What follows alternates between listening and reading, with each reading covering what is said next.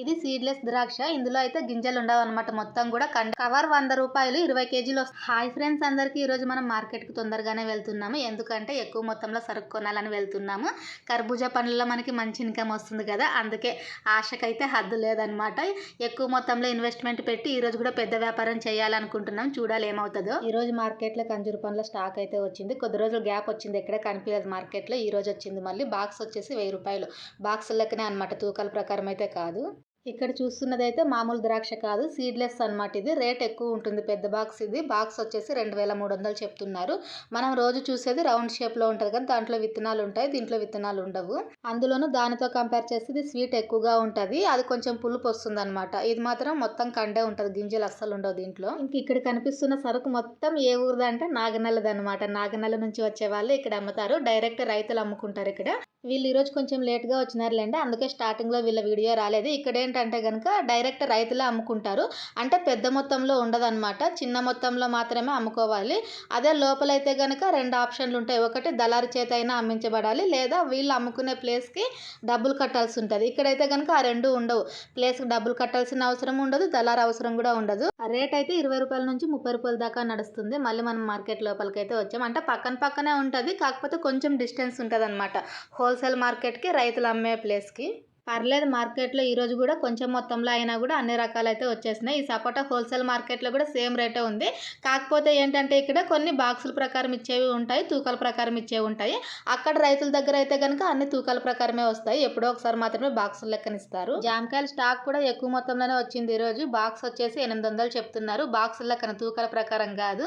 బాక్స్లో ఖచ్చితంగా 20 కేజీలు ఉంటాయని అయితే మనం షూర్గా చెప్పలేమన్నమాట. ఎందుకంటే ఒకసారి తక్కువ ఉండొచ్చు, కింద డ్యామేజ్ కూడా ఉండొచ్చు. కాబట్టి కరెక్ట్గా 20 కేజీలనే మనం ఎక్స్పెక్ట్ చేయలేం దాంట్లో. ఇక్కడ కనిపిస్తున్న నల్ల ద్రాక్ష అయితే మామూలుది అనమాట. దీంట్లో విత్తనాలు ఉంటాయి. అన్ని కూడా పెద్ద సైజు బాక్స్లో వచ్చేసినాయి ఈరోజు. బాక్స్ వచ్చేసి 1300. ఇందాక మనం సీడ్లెస్ చూసాం కదా, దీంట్లో అయితే సీడ్ ఉంటుంది. ఈ తెల్ల ద్రాక్ష అయితే ఈ రోజు సరుకు కానట్టుంది, షైనింగ్ తక్కువ ఉంది అనమాట. అప్పుడే నిన్నటి సరుకు ఏమో మరి అది. మనమైతే కూరగాయల మార్కెట్లోకి వచ్చేసాం. ఎండాకాలం స్టార్ట్ అయిందంటే చాలు, వంకాయకి అసలు వాల్యూ ఉండదు. ఇక్కడ కనిపిస్తున్నవి అయితే తెల్ల వంకాయలు అనమాట, గంజి వంకాయలు అంటారు కదా అవి. కవర్లో 20 కేజీలు వస్తాయి. కవర్ రేట్ ఎంత అంటే 120 రూపాయలు అని చెప్తున్నారు. ఇంకేం తగ్గదా అంటే 100 రూపాయలు చేసుకుంటానా అంటున్నారు. ఇక్కడ మనకి కవర్ 100 రూపాయలు వస్తే ఇది రైతు నుంచి ఇంకే రేట్కి వచ్చి ఉండాలి. ఇక్కడైతే మనం ఎవరిని జడ్జి చేయలేము, ఎందుకంటే మార్కెట్ రేట్ అనేది ఒక్కరి మీద డిపెండ్ అయి ఉండదు.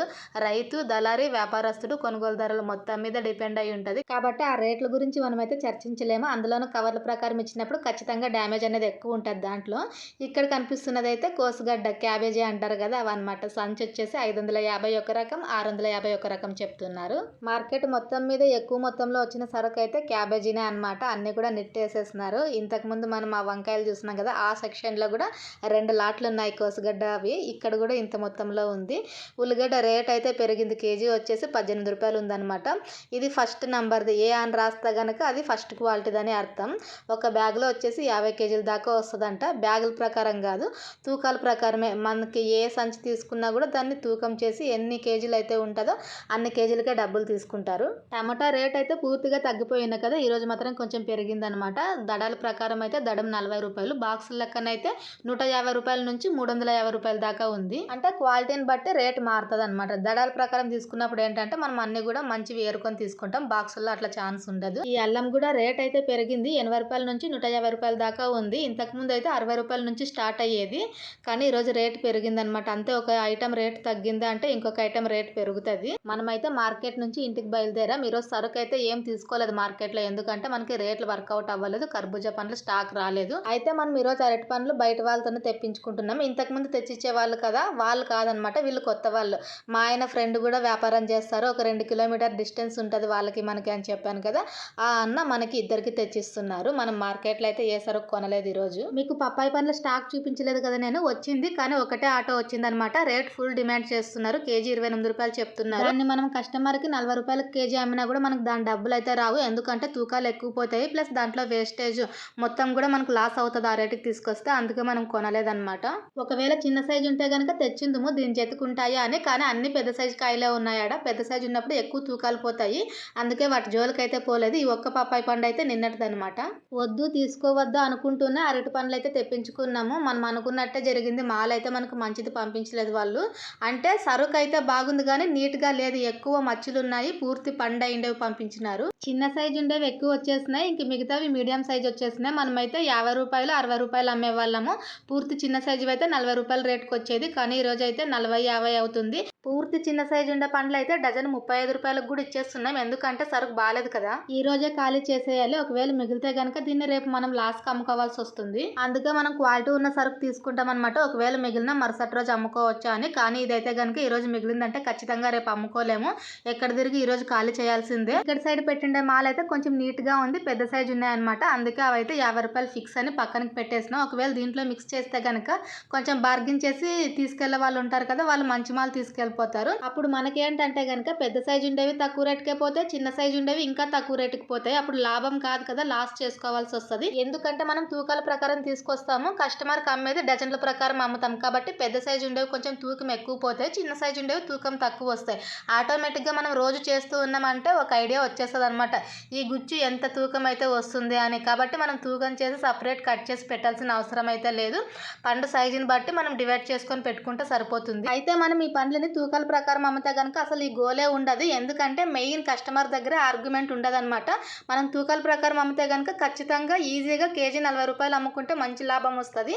కానీ ఎక్కడైనా కూడా ఈ చుక్క బాల పండ్లు డజన్ ప్రకారమే అమ్ముతారు. లేదు నేను తూకం ప్రకారం తీసుకొచ్చాను కస్టమర్ కూడా అట్లే అమ్ముతాను అంటే అది అవ్వదు. 10 మందిలో ఒకరు లేదా ఇద్దరు కొంటారు, మిగతా వాళ్ళు కొన్నారు కదా. కాబట్టి ఏ ఐటెం ఎట్లా అమ్మాలో అట్లే అమ్మాలి. మార్కెట్ నుంచి వాపస్ రావాలి అంటే తెలుసు కదా, మన పెట్రోల్ బొక్క, మన టైం అంతా కూడా ఆలోచించుకుంటాము. అందుకే మార్కెట్ నుంచి వాపస్ వచ్చినా అరటి పండ్ల వ్యాపారం చేస్తాం కదా అని ఇట్లా తెప్పించుకున్నాము. వీళ్ళు చూస్తే ఇట్లా చేస్తున్నారు అంటే మనకి రేట్ అయితే తక్కువగానే వేస్తున్నారు, కానీ 1 నెంబర్ బాక్స్ అని చెప్పినారు. అక్కడికి డౌట్ వచ్చింది, 1 నెంబర్ బాక్స్ ఈ రేట్కి ఎట్లా ఇస్తారా అని. మనకి బాక్స్ 400 రూపాయలే పడింది, అంటే ఎక్కువ మొత్తంలో తెప్పించినందుకు ఈ రేట్ వేస్తున్నారులే అనుకున్నాము. అంటే మనం ఒకటే సపరేట్ కార్ తెప్పించుకేయండి. మనకి ఈ ఏరియాకి అయితే ఇద్దరికి, మా ఆయన ఫ్రెండ్కి మనకి తెచ్చిచ్చినారు. ఇంకా మనలాగే ఇంకొక 5-6 మందికి కూడా వీళ్ళు సప్లై చేస్తారనమాట.